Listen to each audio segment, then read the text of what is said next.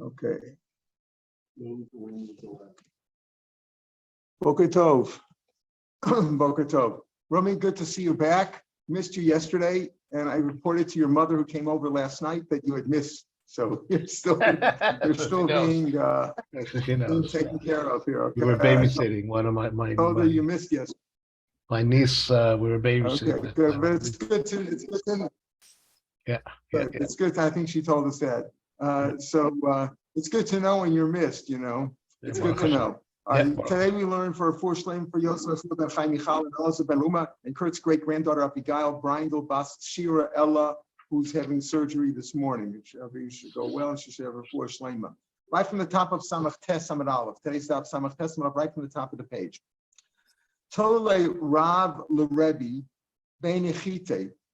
Rav sent to Rebbe a message in the middle of a letter that he wrote to him, and he wrote him a nice letter, and in between the lines, the way Rashi learns, or between the seams of the letter, if it was sewn together, he wrote him a following question: Ha'achin sheshibdu, brothers who received their Yerusha from the father, and then there's also daughters there who they're supposed to give, as we saw yesterday, 1/10 of the nechasim for a wedding, 1/10, or if you hold umdana, figure out what the father would have spent.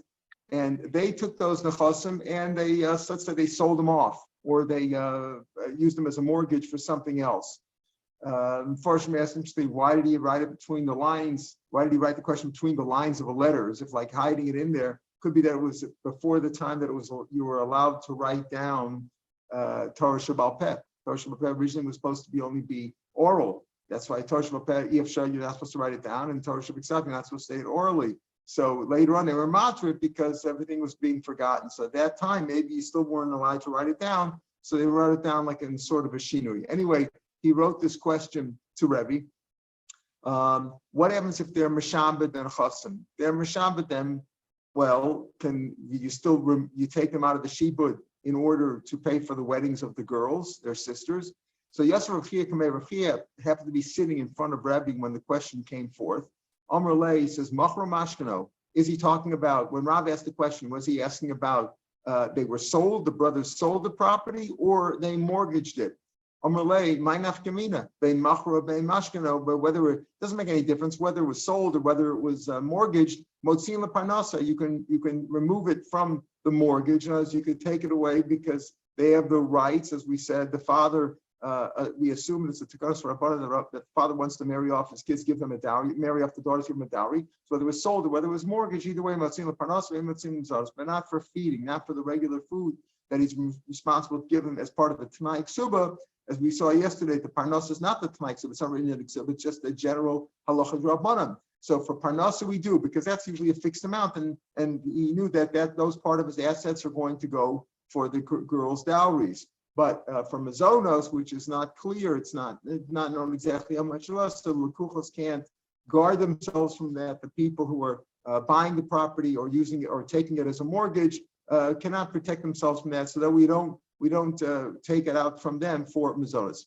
When Rav asked the question, though, why wasn't he more specific? He said, what's the halacha? So for Rav, if his question was, if the boys sold the property, why didn't he ask the question that way? If they sold, if his question was, can they, if they mortgaged it, why doesn't he? Why didn't he write the question Mishkano or Mashkano if they mortgaged it? So then it says Rav Rav was asking both questions. He was asking if the boys set aside the property, they sold it or they mortgaged it. Either way, he was asking both questions. The Suffer, he said like this: if I write machro, if I ask the Rebbe question to Rebbe, if the boys sold the property, what's the halacha? It's a good answer. It would be good. If he answers me the motzian, that you take the property away from the ones it was sold to, because the girls, so to speak, have a prior lien. Their dowry has a prior lien on it. All right, so that would be a good answer if he tells me Otzian. So Koshkein Mashko, certainly if I could take away the property from a person who paid for it and bought it, and it's technically his right now, certainly I could take it away from somebody, from the bank or from somebody who just had it as a mortgage, didn't really own it.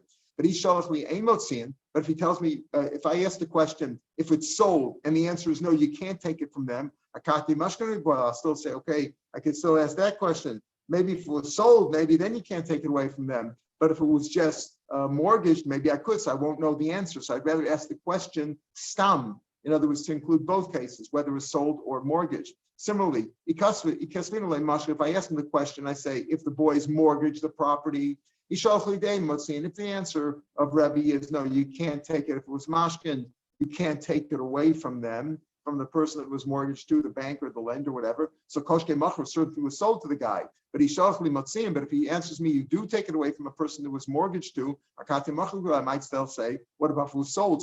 Selling something is strong. Your guy paid for it, it's in his property now. So therefore, if I ask the question one way, if the answer is one way, yes, but if the answer is the other way, I won't know. So after by shibdu, I will just write shibdu. If he was mishabeted, he pledged it either as a loan or either as a mortgage or as a sold it. The mashmachi, both ways, and the answer came forth that you take it away for parnasa, for a dowry, but not for mazonos. Yochanan says both cases, whether it's for mazonos or for parnasa, you don't take it away. If it's mortgaged or sold, you don't take it away. That's how Rabbi Yochanan learned. So the question Gemara now asks is, Rabbi Yochanan had a Rabbi? Rabbi Yochanan is generally considered a Mora, even though he was sort of at the time of Rebbe or right after Rebbe. Rav was also Rav Tano Polik. Rav was at the time of Rebbe or at the end of Rebbe's life. So the question is now, did Rabbi Yochanan hear Rebbe's psak? Lo Shmi Aleha Rebbe. He didn't hear. Maybe he did not hear Rebbe's psak, and that's why he said that Ein Motziin. And he heard about Rav Makabla, he would have accepted it and changed his opinion. Or maybe he heard it, but Makabla, he didn't accept it. In other words, do we say that Rabbi Yochanan really is arguing with Rebbe, as he apparently does in our Gemara? Rebbe says you do our Motziin from a shibud for parnasa, for dowry, and Rabbi Yochanan saying you don't. So is Rabbi Yochanan arguing with Rebbe, but maybe he just didn't hear what Rebbe said. Had he heard it, he would have agreed. So Tashma Dietmar, felon case, Misha Mace, a man died, man died and left two girls and a boy. Two girls and a boy, young children, let's say they're bar mitzvah, whatever. The Kadma Rishona, Vanatla, Isur Chasim. So the first girl, say Leah and Rachel, the first girl number one, she took her dowry for her wedding. Lo speak a shnia. The second one didn't get a chance. The second one didn't get married yet. She was 12 or whatever, and she didn't get married yet. She didn't get her dowry until the son died. The son died. There were no other children. They were young children. I said there were no grandchildren, nobody else. There were no other heirs. So when the son died, the Yerusha went over to the two girls. So what do you say now? Does the second girl, Rachel, get her 10% out of that? She's entitled to half the whole Yerusha right now. So what do you say there? Amar Rabbi Yochanan says Shnia Vitra, the second one who's getting married now, she's mavater on her dowry because she's getting half the Yerusha. She doesn't need the dowry. That's what Rabbi Yochanan says. Amar Rav Chanina answered and said, Rav Chanina answers, what do you mean? Gdol Mizur Amru. We said Motzim Parnasa. We said for Rebbe it said that for Parnasa you take even away from a shibud, from somebody who bought it. Why do you say the second one is mavater just because the brother died and she's getting Yerusha now? What are you talking about? Even if somebody else had it, even if it was sold to somebody else, she could take it away. So here certainly she should still get her dowry. Just because she's also going to get the Yerusha doesn't mean she's going to get it.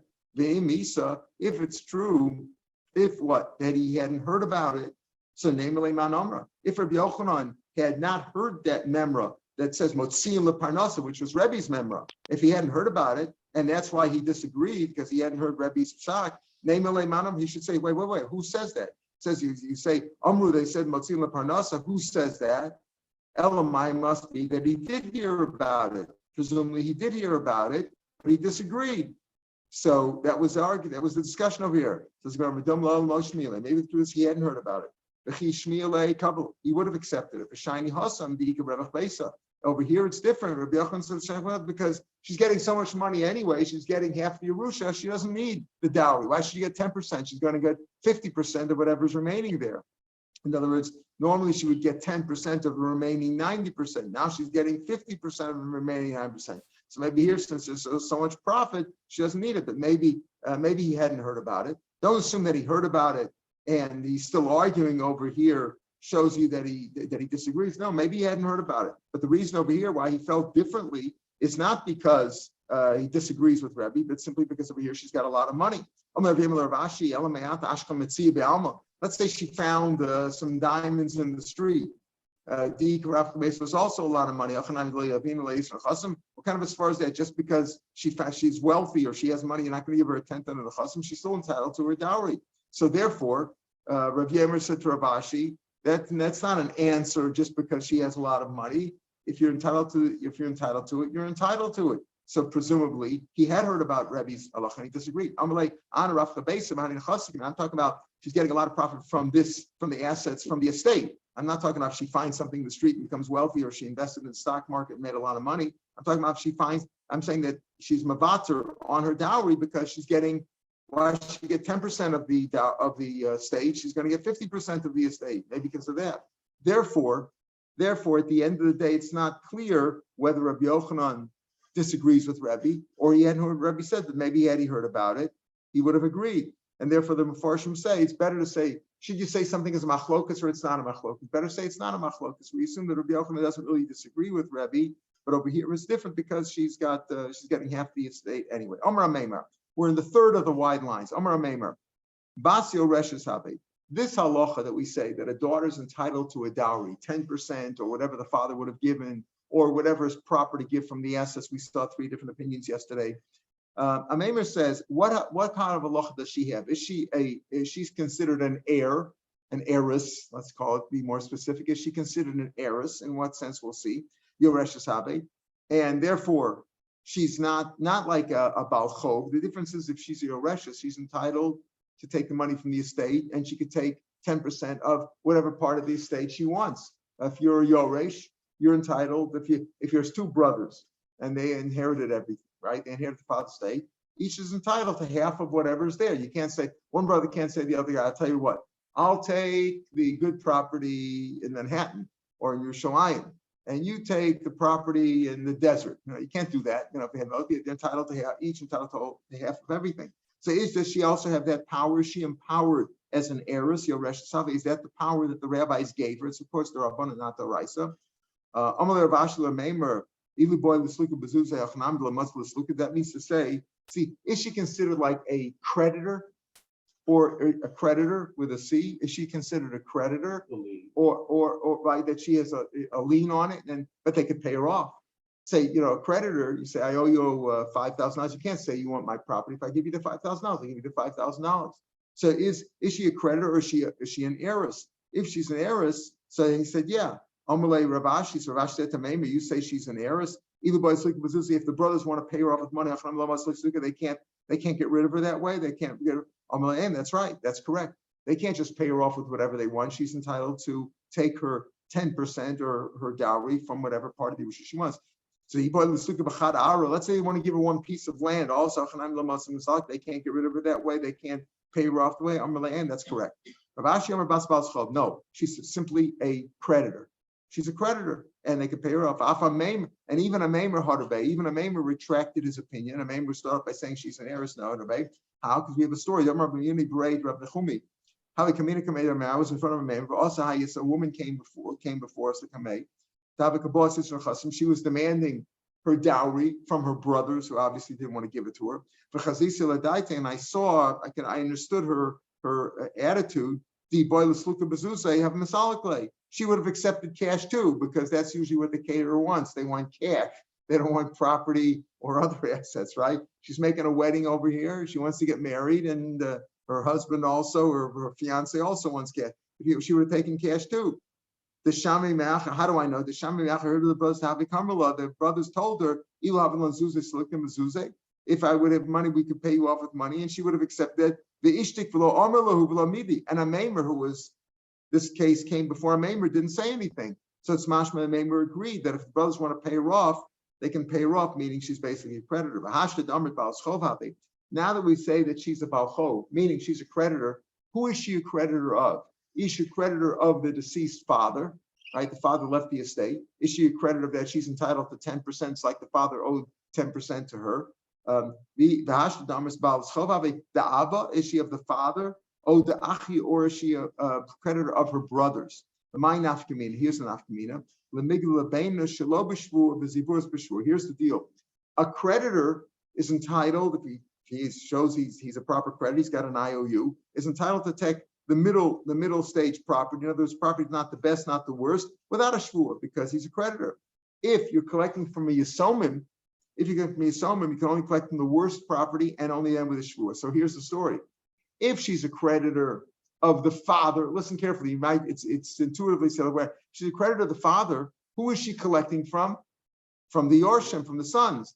That means she's collecting from Yorshim, so she can only collect with the Shvua and from Ziburis. But if she's a creditor of the sons, in other words, this Yerusha goes to the sons. The Chacham made a halacha that a father, unless he says otherwise, wants to give his daughter a dowry. But now these girls, the sisters of the boys, the man's daughters, they want to collect their dowry, and they're collecting from the sons, from the Yorshim. If they're collecting the sons, if they are creditors of the Yorshim, they're entitled to collect Beidanis without a Shvua. That's the question. So when you say that they are creditors and they're not Yorshim, the Chacham gave them a power of a creditor. Are they a creditor of the deceased father or of the sons?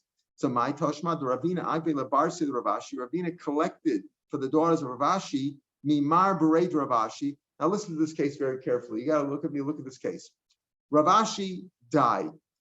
Predeceasing Ravashi was his son Rav Sama.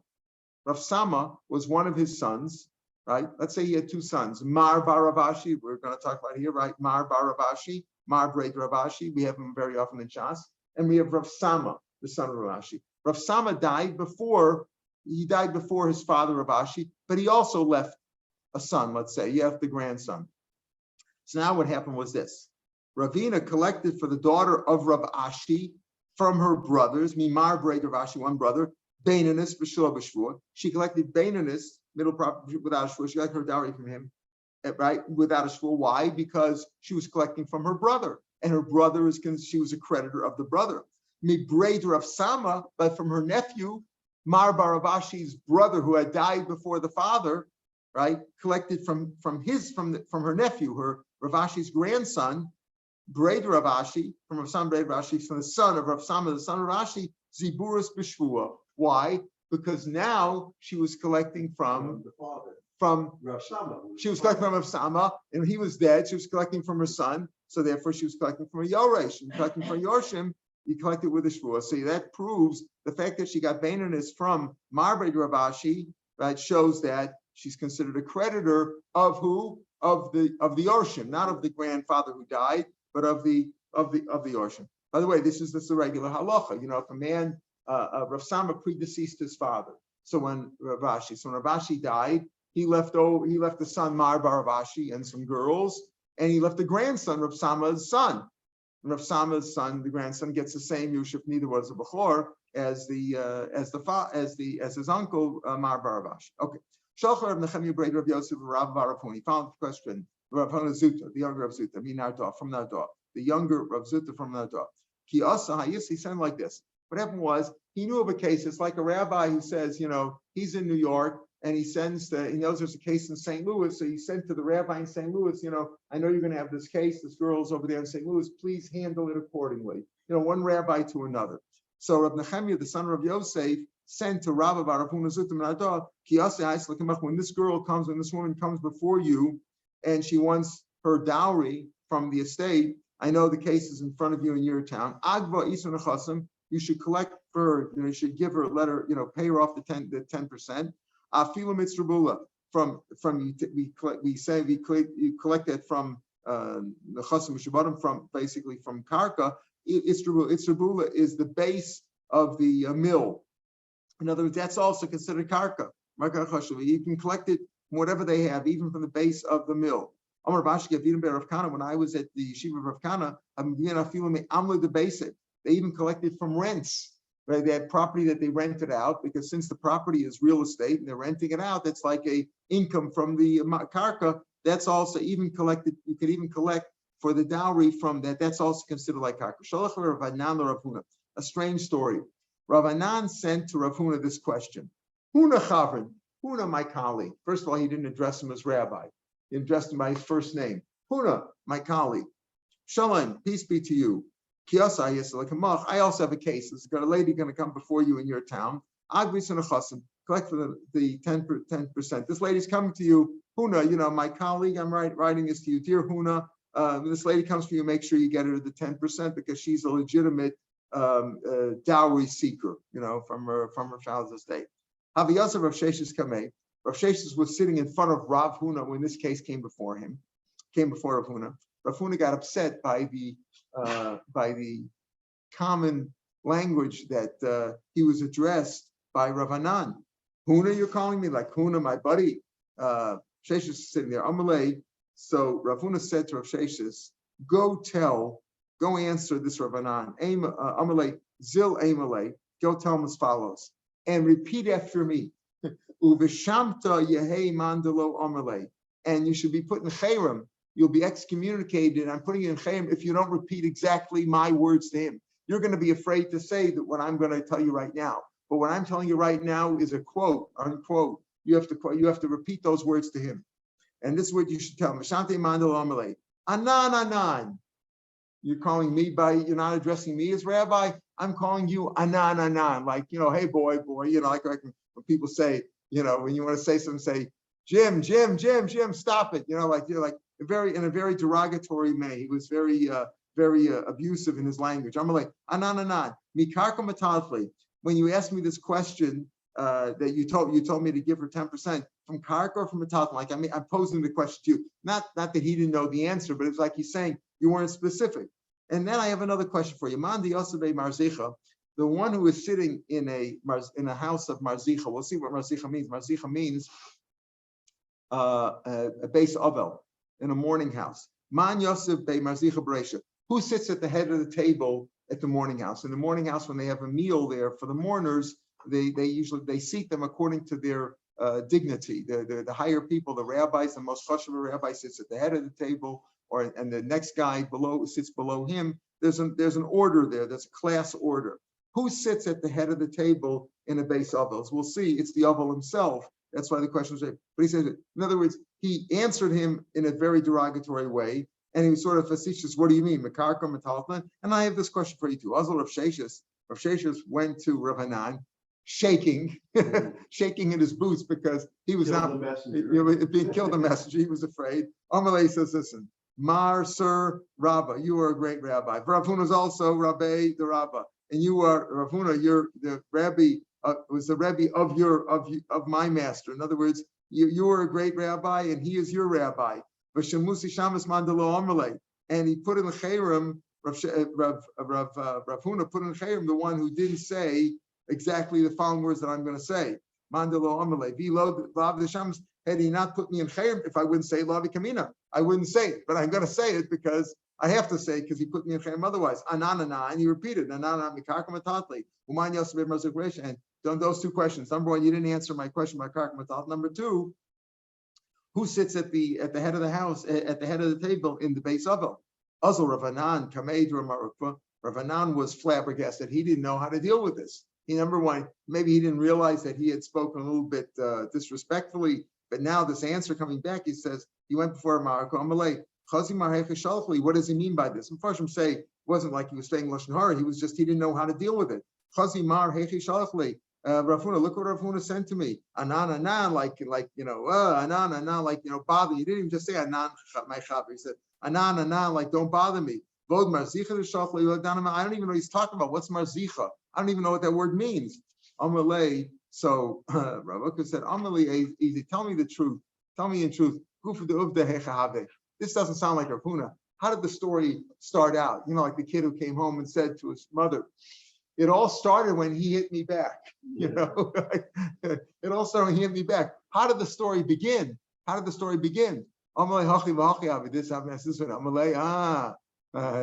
That's how you addressed him. A man who doesn't even know what marzicha, sends Rav Huna, a man who doesn't even know what marzicha means, you're sending to Rav Huna and calling him Huna Chavrin. So he told them, you have to accept the admonishment. Okay. My marzicha, what is marzicha? Evel. It's Avelis. It says, Kol Hashem. Al Tavel Beis Mirzach, don't come into the house of mourning. That's what he told him. So that's what it means. Amar Abavu. When I love a Shemesh brush, how we know that an Avel is the real one who sits at the head of the table is the Avel himself. How do we know he sits at the head of the table? Shneimar Pasuk says by Eov. Eov said, Efchar Darkim, I will choose their way. Ve'eshev Rosh, I will sit at the head. The Eshgon Kamelch, I will dwell like the king with his troops. He sits at the head. Kasher Avela Minachem, like he mourns, like he comforts the mourners. It says more Yanachim is Acher Mashma. We're talking here about the Avel himself sitting, like Eov sitting at the head of the table. It says Kasher Avela Minachem, like he is comforting the mourners, right? Yanachem sounds like he's mourning them. Yanachem Eschem, Machem them. He's the one who needs to be comforted. Amar Rav Nachman Yitzchak Yanachem Yenucham Sid. In other words, it doesn't say with the patach, or as if the patach, or Rashi explains if there's an aleph in there, it would also have to be read as Yanachem, but it could be read as like Yinucham or Yinucham, Ksiv, Yinachem or Yinucham.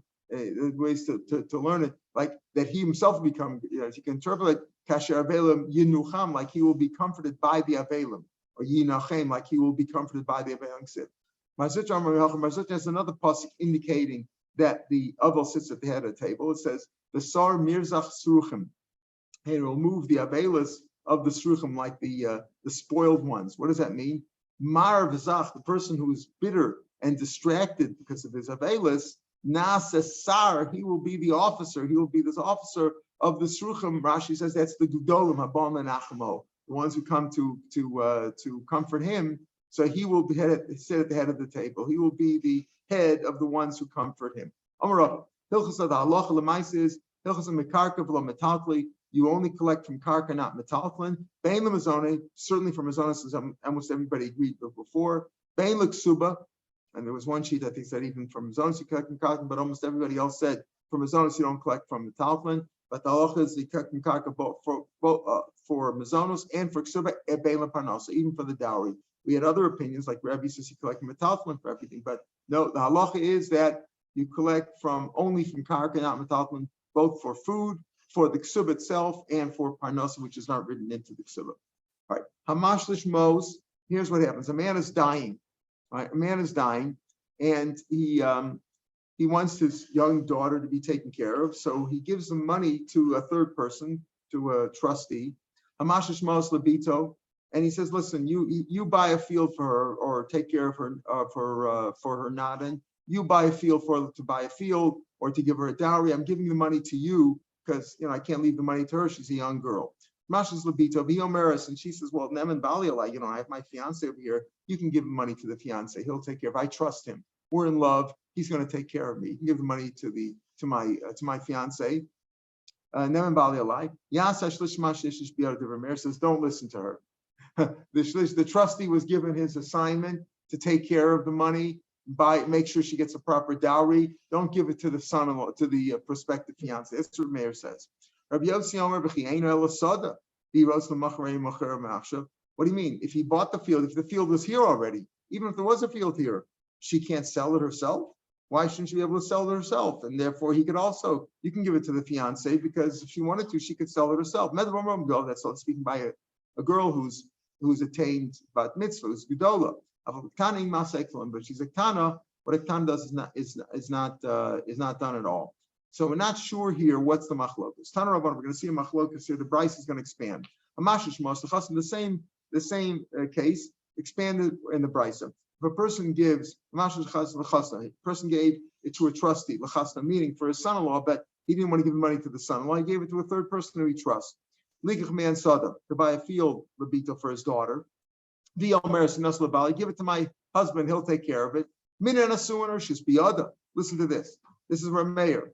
If she's married already, then she could do it. When she's married, it's all goes to the husband. She could say it. And the trustee should relinquish the money to the son-in-law. But if it's only engaged, if they're only engaged, the trustee should not give it at all to her, but he should fulfill his mission, and he should buy the field for her and not give the money to the son-in-law. That's what Meir says. Okay.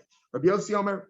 So here we see already, the Mishnah didn't talk about that, but the Brisa says, it depends. Rav Meir says if it's Erison, the trustee should not relinquish the money. If they're already married, he can give up the money. Rav Yossi says Hagdola, if she's bat mitzvah already, if she's a Gdola, she can do what he wants, like we saw. If she's a Gdola, she could sell the field, she could do whatever she wants, she could sell it herself, so you can listen to her. Biktana, if she's not bat mitzvah, even if she's married already, the trustee shall fulfill his mission and not give her the money at all. My now, where's the machlokas between Rav Meir and Rav Yossi?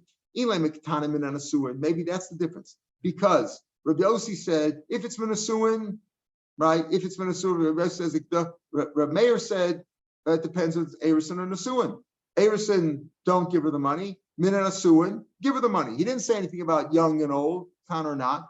So maybe that's nafkamina. That Rav Meir says even if she's a katana, but if she's married already, give the son-in-law the money. The son-in-law must be bar mitzvah, otherwise it wouldn't be a marriage, right? A boy under bar mitzvah can't make a marriage. So give the money. He's 13 already. He knows what he's doing. That's the chor what it difference is. Rav Meir says because Rav Yossi says no. Mina nasuin. Rav Yossi says it depends on gedola or katana. If she's a gedola, we don't care if she's nasuin or erison. If she's a katana, nothing. So maybe that's the difference. If that's Elaim, Katana Mina Sunik Mina, that according to Rav Meir Savar, Horshus Biyada, you can give her the money. Look at the end of the mission. Mission says, it's very clear. A Katana, what she does is nothing. Who said that? Is it Rav Yossi? Is it Rav Yossi that says what? That Gdola, you can give the money to a Katana, not? If it was already be a field here,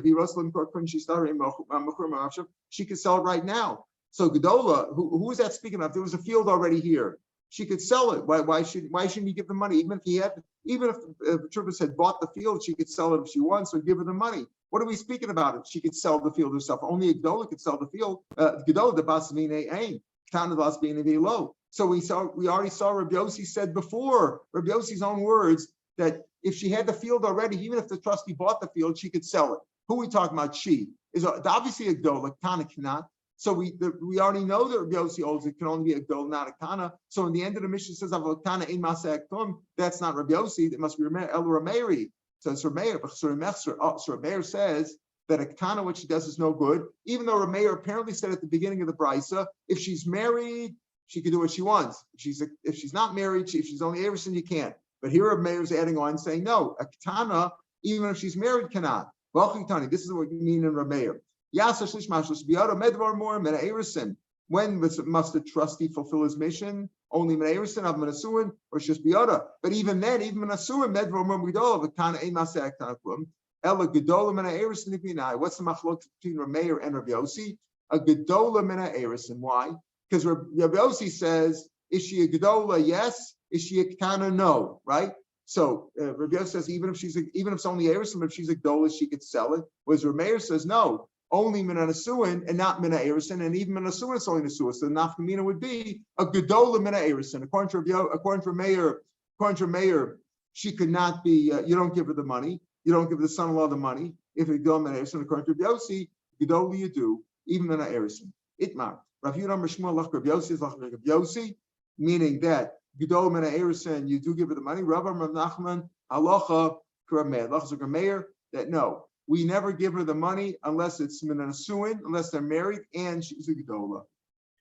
Ilfa Tola Nafshi Iskra the Makusa. We'll see why this case is brought down over here, because the end of the Mishnah says Kana Ein Maseh Klum, and right we don't Kana Maseh Klum, and we see over here this whole idea of giving it to the trustee something. What's the reason why you give the trustee? If you give it to the trustee, he's not supposed to listen to the girl unless she's, let's say, like Rav Meir says, unless she's a Gdola and she's married. Otherwise, you're supposed to, even she says, listen, I trust my fiance. No, because the halacha is that mitzvah l'kaim divrei emes, and Rashi quotes it here. We're going to have it on the Gemara in a minute, but Rashi quotes it over here. You cannot change what the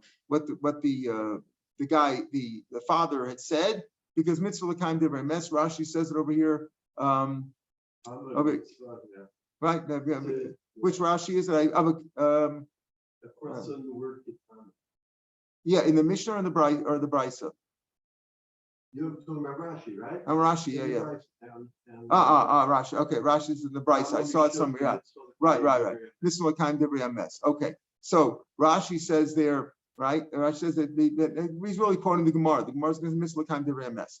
So here's the story. Ilfa had gone to work, and there's a whole story there that Rabbi Yochanan, who was his colleague, they learned together in the yeshiva. Rabbi Yochanan became the Rosh Yeshiva, and Ilfa went out to work.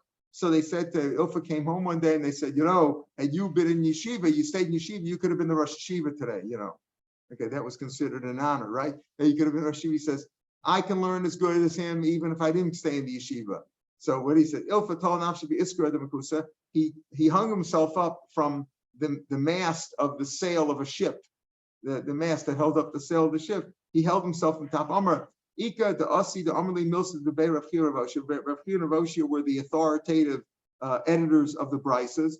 He says, if somebody could tell me something that Rav Shapiro said in the Brisa, below Pashit Mastis, and I won't give evidence to it and prove it from a Mishnah, Nafila Me'eskra, I'm going to drop myself off from the top of the mast with the fun and drown myself. In other words, I can answer any question. I know the Mishnah is so well. Also, Saba, an elderly man came there. Tanalei, he said, look at this. Tanalei, something like it says, Homer Tunu Shek Libni, the Shabbos, a man is dying, and he says, I want to give an allowance of my young son. I want to give him an allowance of a shekel a week. But he really needs double that. There's 2 shekels in a cell. He needed a cellar, which is 2 shekels. No, because he just meant to give him an allowance. If the price of the bread went up or whatever, he just means to give him an allowance. He doesn't want all the kid to get the whole estate right now. So he says, give him an allowance of a shekel a week. And it turns out he needs a cellar. Give him a cellar. If he says no, only a shekel, I'm very mocked, but I don't want to give him more. Then you don't give him a shekel. You give him a shekel. And if he said in Mesu, if his kids die and if his young kids die and there's no other Yorshim, I want the money, the estate to go to such and such people. Whether he said give him a shekel, or he says don't give, or he said don't give him only a shekel. Ain't no someone shekel, give him a shekel because he really meant for most of his estate to go to these other people that he loved. That's the Bryce that he said. Amrlei. So now Ilfa answered. You know who that goes like? You're saying this is a brisa. I'll show you the source for that. And he says, he said, if anybody could show me a brisa that said Rav Shapiro, Rav Oshia, and I can't show them a source in the Mishnah, I'll kill myself. Amalei, Hamani Rabbi, goes to Rameir, the Amr mitzvah l'kaim divrei mes. That's Rav Meir Shita, mitzvah l'kaim divrei mes.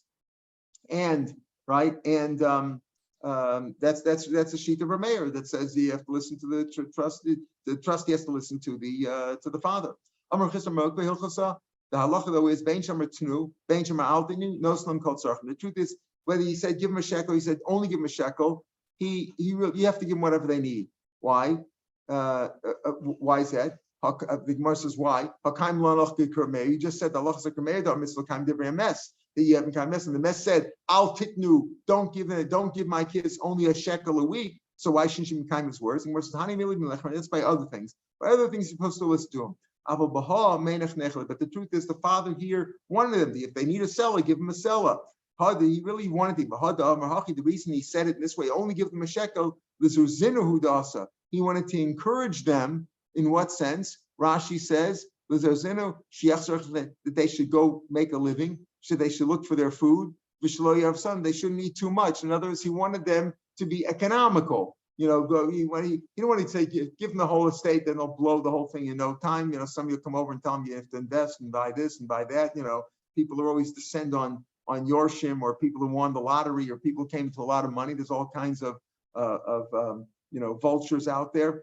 So he says no. He when he said just give them a shekel a week, he meant to say limit their income so that they should learn economy and they should learn to go out and make a living. But the truth is, he holds a mitzvah time to race. Tanasam haputos. We learn elsewhere. Where is that? That haputos, young kids. Rashi says the ages of 8 or 9. Others say 6 and 7. Mechamek. If they sell something, if they buy something, it's a sale. Remember what they sell. So if they sell bread or they sell you a wallet, it's a valid sale.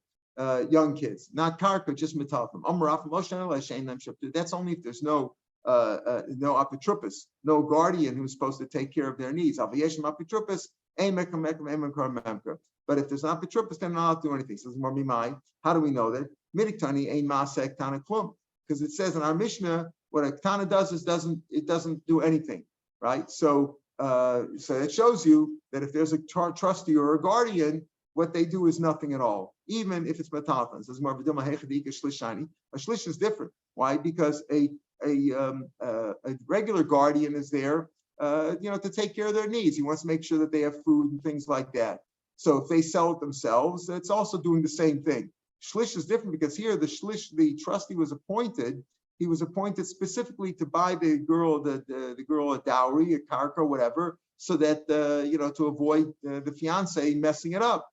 So he told him exactly what he wants. And Petrupus is not told exactly what he wants him to do, but it's just in general to take care of the needs. So here they weren't changing from their needs. They needed to sell to get some bread or whatever like that. So maybe if that would be the case, listen, the Mishnah should say by Iktana, who could do things, the shlish should do exactly what's in his hands and not let her do anything. My ain masa Iktana klum. That definitive statement, Shmamina afilu ba'alma, in general, what Iktana does is no good, right? Afilu ba'alma, makma petrupis, the damik sas l'shish. It's similar to a shlish, not exactly, but if she has a guardian in any sense, she's not allowed to do anything else. But if there's no guardian, whatever she does, whatever a child does, a boy or a girl, a young girl, is considered done. All right, we'll pick from here tomorrow. Mr. Hanlon and CSE, she'll pick it from there. Have a good day.